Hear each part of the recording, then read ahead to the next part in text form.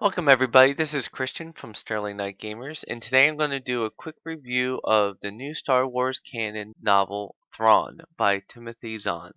I really enjoyed this book. I consumed it as a audible book and I really enjoyed it in that form. They had a lot of the voice actors from Star Wars Rebels, including Thrawn himself, to come in and voice the characters in the audible version. I really enjoyed it that way. I'm sure reading it I would still enjoy it, but if you're uncertain of which media to consume it by, I would highly suggest Audible, and there is a link below. Overall, I really enjoyed this. It could quite possibly be my favorite or my second favorite, just under Lost Stars. It's a great look of the Empire, its pros and its cons, and it makes it way more appealing than most other novels and even understandable because Thrawn is not evil. He just sees that the Empire is useful. Useful to who? It's a little bit of a spoiler, and we can discuss a little bit more in the canon updates. It takes place shortly after the Clone Wars when the Empire's been established and leading up to about Thrawn's introduction into Star Wars Rebels.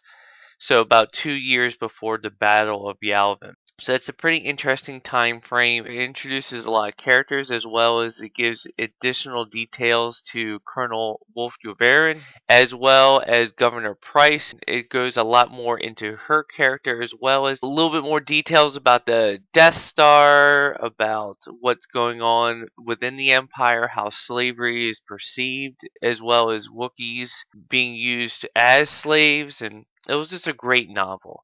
So I would highly recommend it. I think it's one of the best of the new canon Star Wars books, and I would highly recommend any Star Wars fan or any Star Wars Rebels fan in particular to go ahead and give this book a try. There's a little bit of a spoiler section, but I'm going to go over some of the top canon revelations in this book in order to discuss it a little bit with all of you who've either already read it or don't plan on reading and wanted to know some of the aspects about it. It confirms that Thrawn is able to deduce and learn about the Death Star all on his own without the Empire telling him. It's confirmed that Wookiees are most likely being used as slave labor for the Death Star.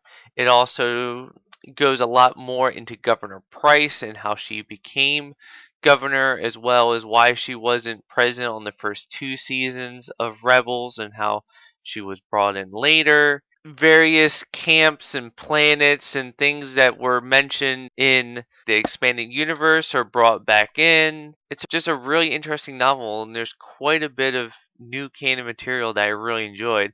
Something that is a great twist on the book is that it's revealed near the end that Thrawn wasn't exiled like he told the Empire, and that was faked, and that he is being sent there by the Chist Ascendancy, which is again made back into canon, and that he's there to learn about the Empire and to find out if they would be a useful ally against some unknown threat in the unknown regions that hasn't been revealed yet. Whether that's the Vong, like it was in the expanded universe, or if it's this Snoke or some other group is yet to be revealed. He's there to determine how useful the Empire would be, and while he sees it as corrupt and tyrannical, he sees that it's more effective than the Republic, which he encountered prior. And so he's there in order to cultivate the Empire to be an ally, or he determines that they're a threat against the Chist Ascendancy, or as they're just bad allies, he's supposed to weaken them to the point where they become the target instead of just Chist Ascendancy.